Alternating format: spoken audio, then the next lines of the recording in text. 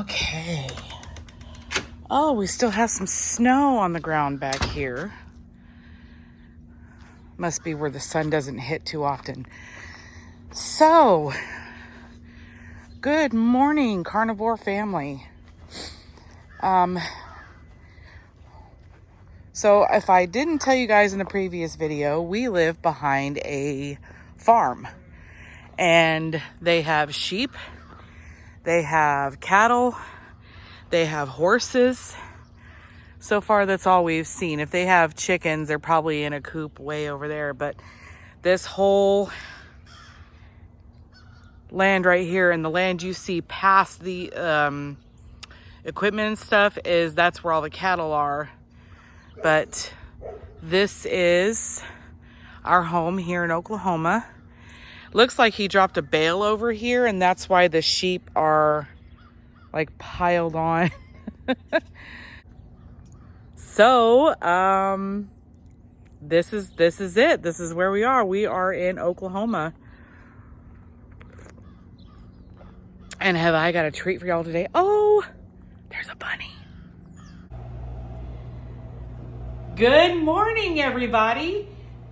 Welcome back to the channel. This is Amber and Dan's Carnivore Life. Dan is not here, and I'll tell you guys why here in a minute. But if you are new here, welcome to the channel. We are so glad to have you here and go on our journey with us. And for all of my subscribers that have been here the whole time, thanks for sticking around. Thanks for putting up with our absence. It's been a minute. So for those of you that are new to the channel, my husband and I have been on a carnivore journey since January of 2022, 23. Yeah, because he had his accident in 2022. So anyway, my husband and I have been on a carnivore journey since January of 2022. Or 23, gosh darn it. And both of us are diabetic, so the main goal here is to reverse our type 2 diabetes, lose weight, overall health. We want to feel better. But now that we're here, Dan got a job driving tow truck. This is his second week on the job, and he seems to love it. He's doing really well. And so you're not going to see him a whole lot in the cooking tutorial videos, but in the taste testing, more than likely you're going to see him, because we're going to finish this off at dinner time anyway. I don't know if you follow Highfalutin Low Carb. There's this guy named Wes, and he tests recipes from other influencers, cookers, websites and things like that. And basically he gives you an honest opinion on if it's good or not, right? Well, he did Chris Cooking Nashville's carnivore mac and cheese. We were watching that video because we love mac and cheese. My son loves mac and cheese. And I refuse to buy any of it for him anymore because it's carbs. We don't know what's in that cheese that cheese mixture they give you, and all the seed oils and stuff that go with it. Excuse me. So I was thinking to myself, okay, well, in this video, he mentioned Chris Cooking Nashville's carnivore mashed potatoes. So I was like, okay, I'm gonna go check it out. So I went back to Chris Cooking Nashville's channel, and he did an updated version of his carnivore mashed potato recipe. It was a carnivore mashed potatoes 2.0, right? So started watching that video with the hubs, and he was saying that the reason why it has an eggy taste is because you got to let it sit, let it air out, so to speak, and that releases the sulfur gases from the eggs. It tastes less like egg. So I was like, okay, we're gonna do this. Well, one of the things he calls for in his recipe is fresh mozzarella. Well, I didn't have that, but he had his mom on the video with him, and she said she used cottage cheese once, and it was good. So I was like, well, I have cottage cheese, let's try it out. So one of the recipes I had growing up all the time, my mom would make roast beef with gravy over mashed potatoes, and of course we would have rolls with it. Well, you know, we can't do rolls on this diet, so I did a chuck roast, and all the broth and everything that it made from the roast, I made gravy out of. And we made his mashed potatoes, put the roast beef over those potatoes, and you could not tell that they were eggs. I am not kidding. I mean, I was very skeptical, and Dan has a very sensitive palate. And so I had him try it first, and he said, you can't even tell. It tastes like mashed potatoes. And I was like, okay. So this guy made a believer out of me.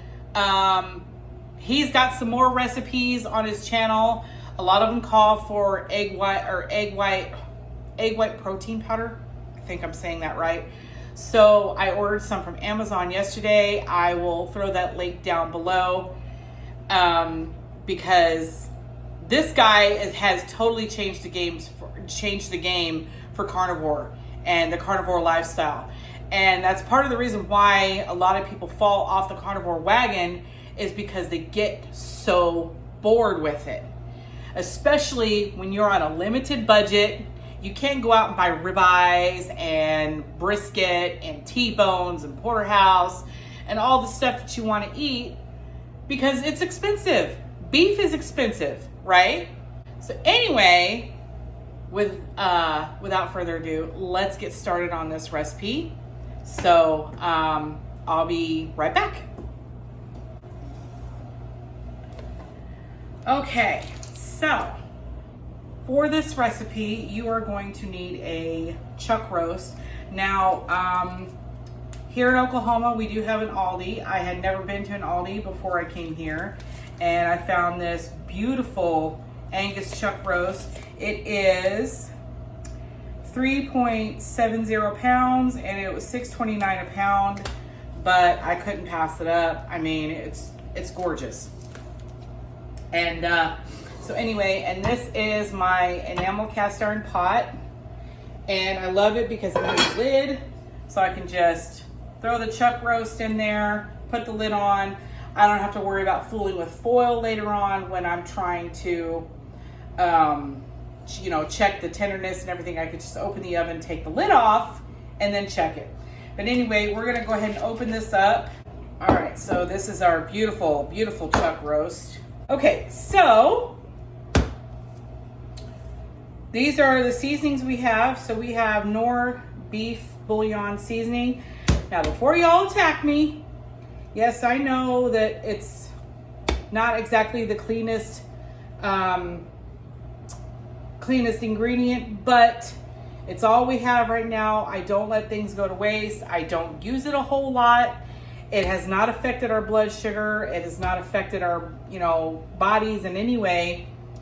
So, and it makes an excellent broth.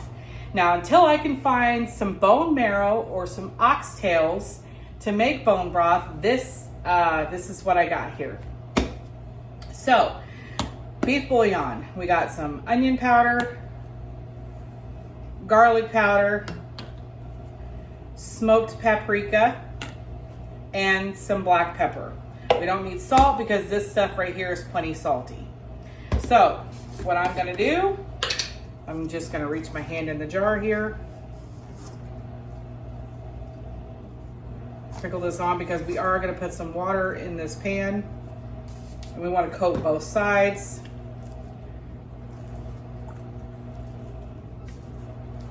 Like that, okay? Then we're gonna throw in some onion powder. Now remember, if y'all have watched my channel before, I don't measure anything. I just put it in till it looks good, okay? And then we've got, this is coarse ground garlic powder, so I actually have to take the lid off because it doesn't shake out of these holes very well. And of course, you know, some smoked paprika just gives it a little bit of a smoky flavor, and it just tastes good. All right, and then we are gonna pop in some black pepper.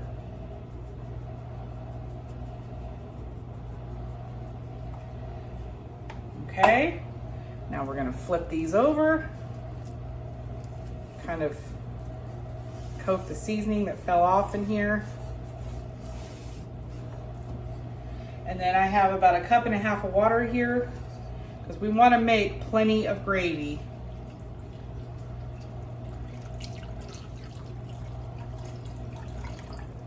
Yep, that's good. All right. Now, I've already preheated my oven to 275.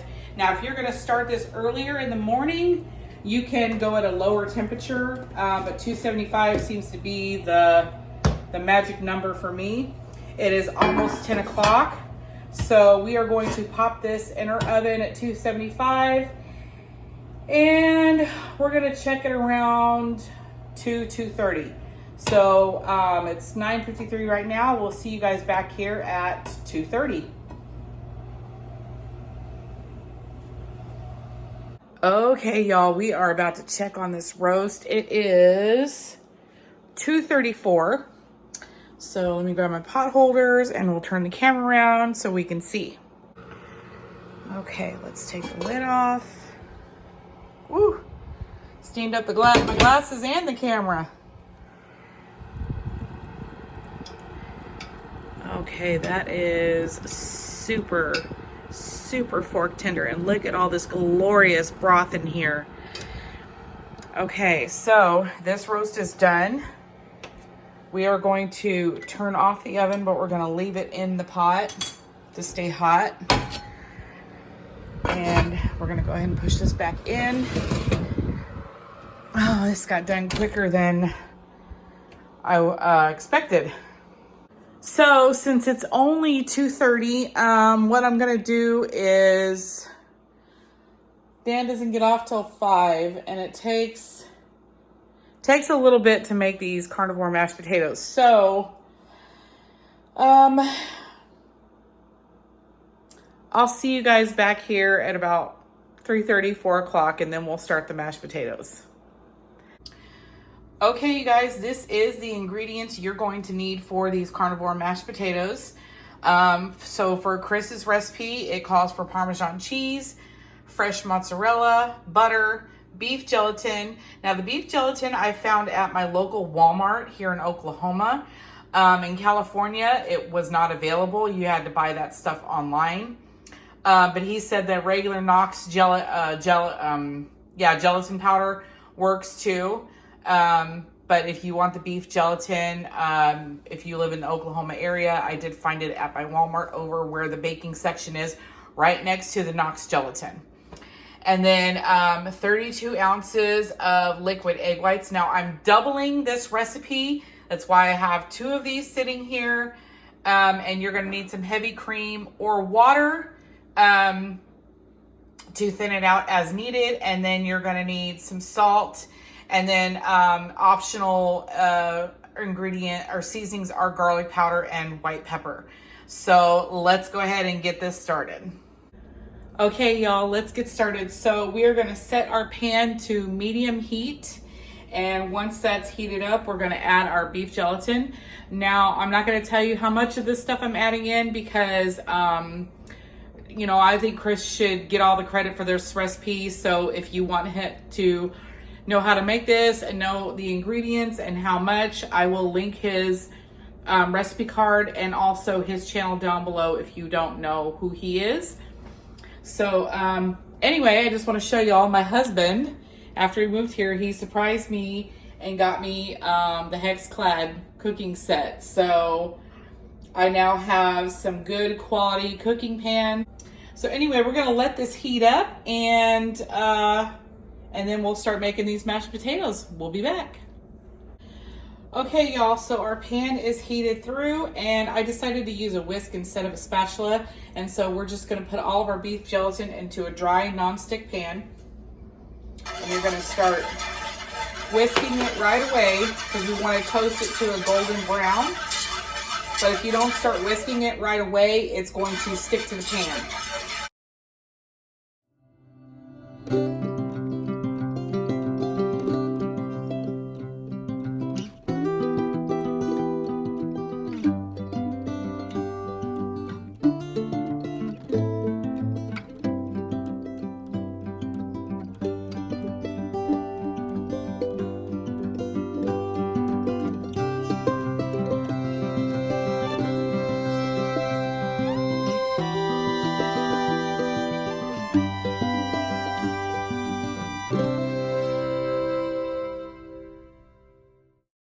Okay, so our gelatin is starting, it's turning a golden brown and it's actually starting to get a little burnt on the bottom here.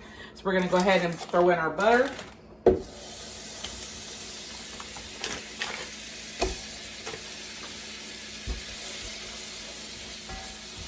we're gonna let this melt.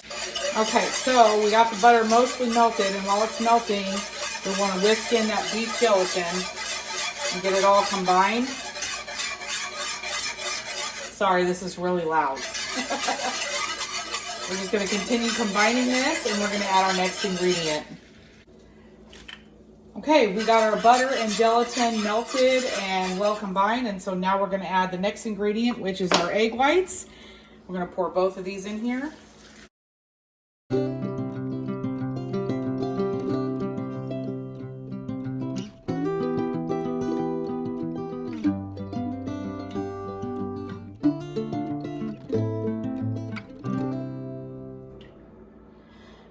So what we're going to be doing is we're going to be scrambling the egg whites,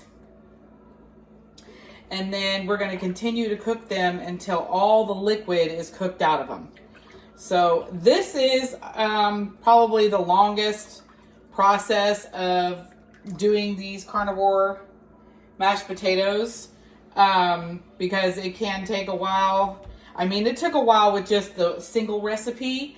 So I imagine this is going to take longer with doubling the recipe, but we had so much roast left over and not enough mashed potatoes, or mashed potatoes. So I wanted to double the recipe to make sure that I had enough. So anyway, we're going to keep cooking these eggs and we will be back. Okay, y'all, it has been about 10 minutes since I started cooking these eggs, and I don't know if you can hear the sizzle, but they're not done yet. So,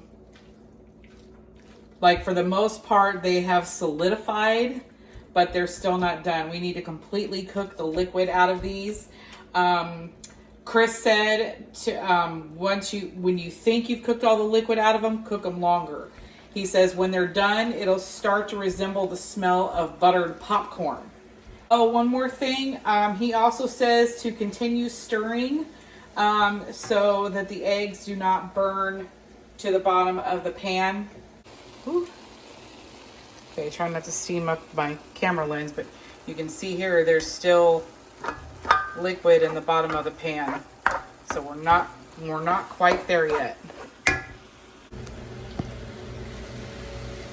Okay, y'all, I have been going at this for about 25 minutes, but you can still hear sizzling in here, and it's not falling off the spoon easily. It's still like clumping off of here. So we still got a little ways to go. Okay, y'all, so these are sliding right off the spoon, and you can hear it. All the liquid is cooked out of it. So we are going to go ahead and turn this burner off, and we're going to take it off the heat.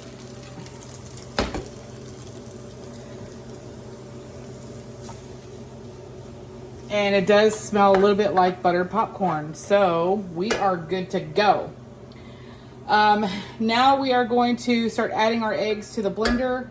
Now, I'm not sure if I'm going to do the blender or if I'm going to use my food processor, because when I used my blender, the first time I made this, a lot of it was stuck underneath the blade, and so some of it got wasted. Like, I couldn't like scrape it out.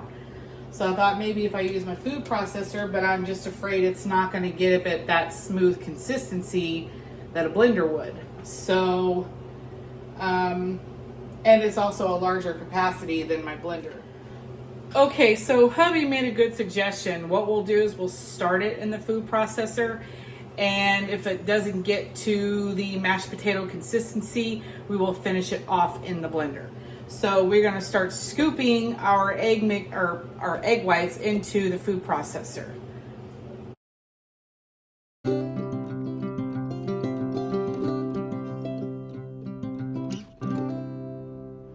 Okay, the next step is to put everything in the blender and then add the cheeses and the cream. But we filled the food processor with the egg mixture, so I'm just going to pulse this and kind of break it up a little bit, kind of shrink it down, and then we're going to add the cheese to it.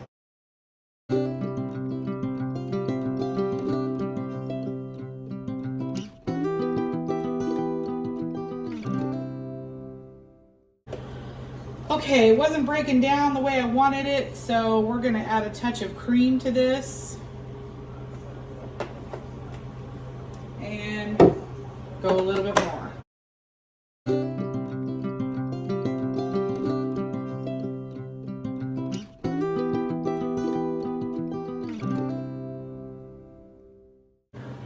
Okay, so I think I might just have it over full, so I scooped some out into a bowl, and we're going to add the cheese. So this is the grated Parmesan and the mozzarella. Now, earlier I was talking in the video how when he was with his mom, and she said she used cottage cheese. Well, the first time I made this, I used cottage cheese because I didn't have mozzarella, and it was really good. So we're going to compare the two and see how they differ. So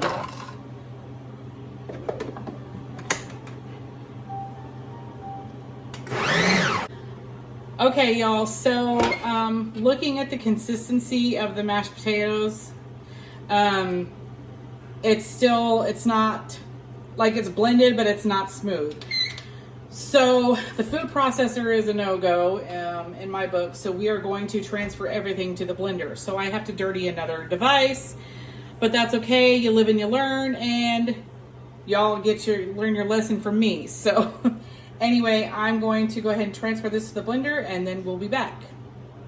Okay guys, so I put half of the mixture into the blender because I don't want to overload it. And then I've added a lot of cream so far, so I have some water on standby just in case we need it. So we are going to go ahead and blend this on low.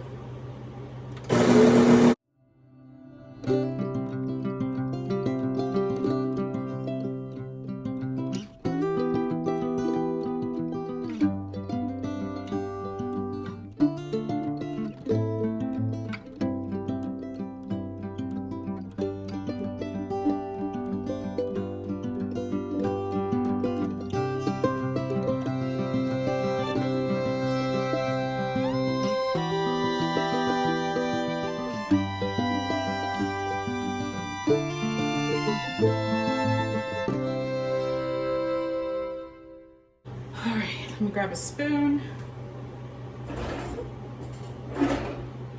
You guys see flickering? It's one of my light bulbs is going out. Okay. so this is, get you guys down here, move this out of the way. This is what we want. We want mashed potato consistency. And we did not get that with the food processor, but we did with the blender. So I'm gonna go ahead and scoop this out. I'm gonna add the remainder of it, and then and then we'll be done, and then we can start making the gravy. And this is what I meant by all getting stuck underneath the blade. Like, there's so much down in there that I can't get out. Even a small rubber spatula doesn't get it all out. So anyway, all right, we are going to continue to transfer the mashed potatoes. We'll be back. Okay, so I've transferred everything to this big bowl here, and I'm using the plastic bowl because I can throw this in the microwave to reheat the potatoes. So now we're going to get started on the gravy. So we're going to go ahead and pull our roast out of the oven, set that aside, and get the broth out, and then start making the gravy.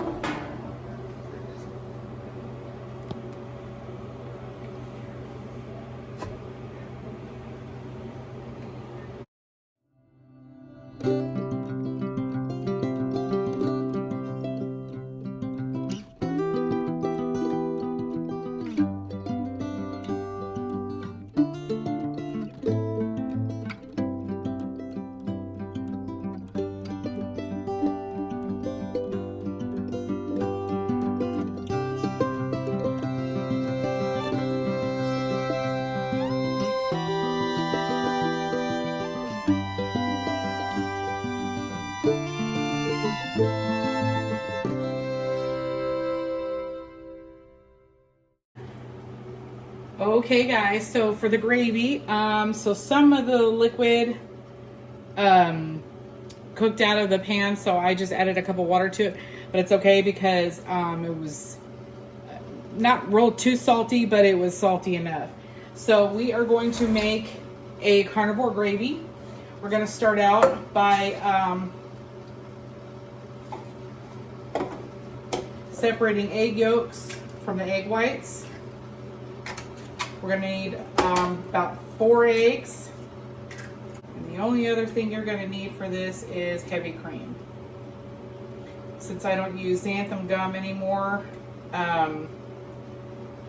this is what I do to thicken the gravy. It's an idea I came up with and it works. So let me wash my hands. Okay, so we have our 4 egg yolks. To this, we're going to add a little bit of heavy cream. I just do enough just to cover the bottom here.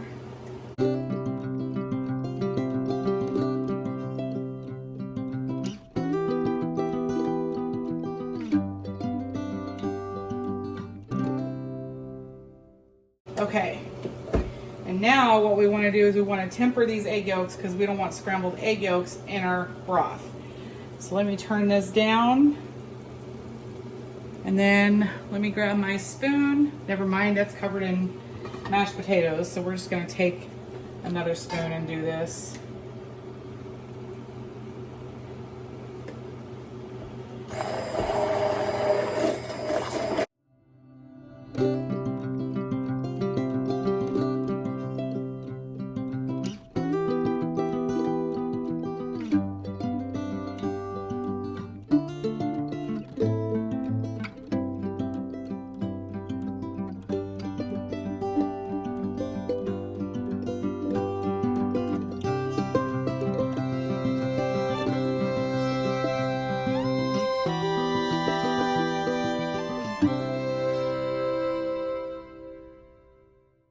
Okay, I think we got it. All right, so now we're going to slowly whisk this in.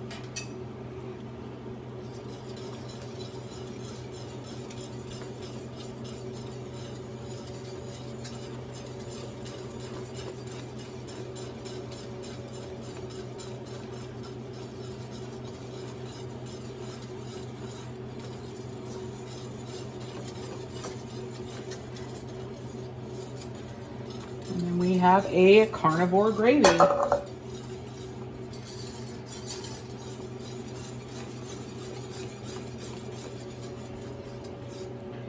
Okay, let's take a little taste.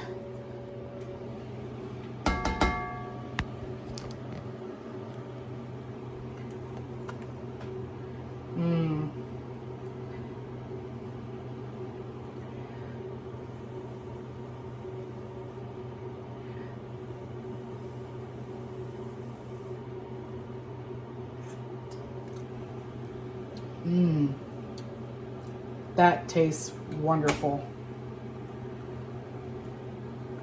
Yeah, I don't know how much broth was in here, but I added a cup of water to it.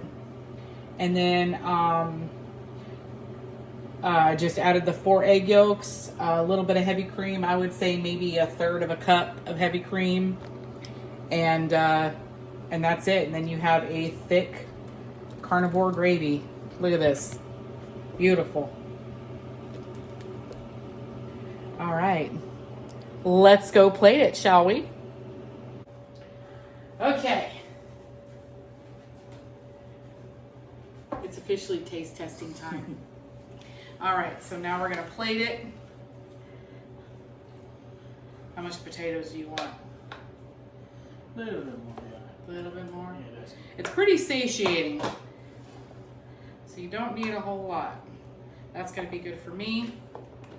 All right, we're gonna throw some roast beef on here. Got all that fat. The fat good. You want more meat? Mm-hmm. Okay, so last time, the first time and the last time I did this, there wasn't enough leftover mashed potatoes. More? Or is that good? That'll work. Okay. So I doubled the recipe. But doubling the recipe is kind of a pain in the butt because it takes a lot longer. And I was also testing to see if my food processor would work better, and it does not. So I think I'm just going to stick to the single recipe, and then when I want more, I'll just make more. Get you some gravy.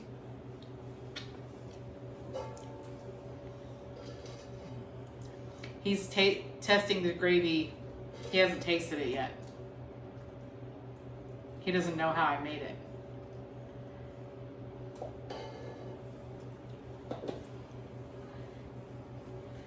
And I am starving. This is the first thing I have eaten today.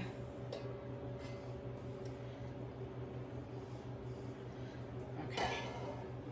That's all the gravy I'm going to put on here.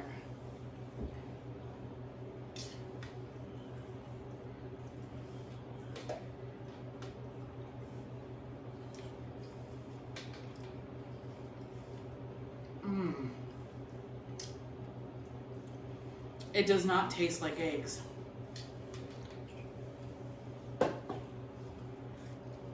Tastes like potatoes. Huh? Tastes like potatoes. What do you think of the gravy? It's good.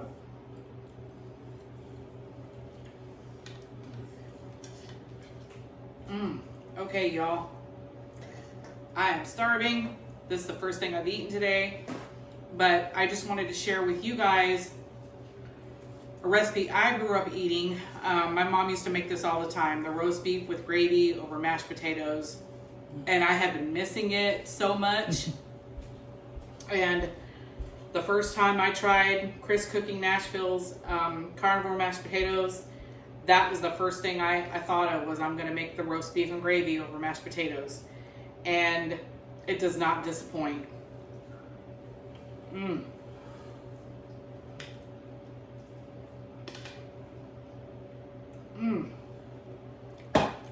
Well, I hope you guys enjoyed this cooking tutorial.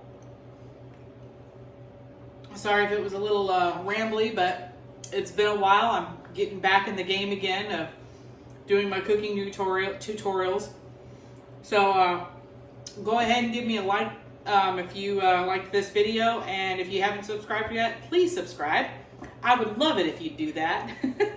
So from me to you, I hope you guys try this, and I hope you enjoy it. It is one of my favorite meals. It's very filling, very satiating. So you won't go hungry when you make this. But anyway, from my kitchen to yours, thank you so much for watching, and we'll see you in the next video. Bye.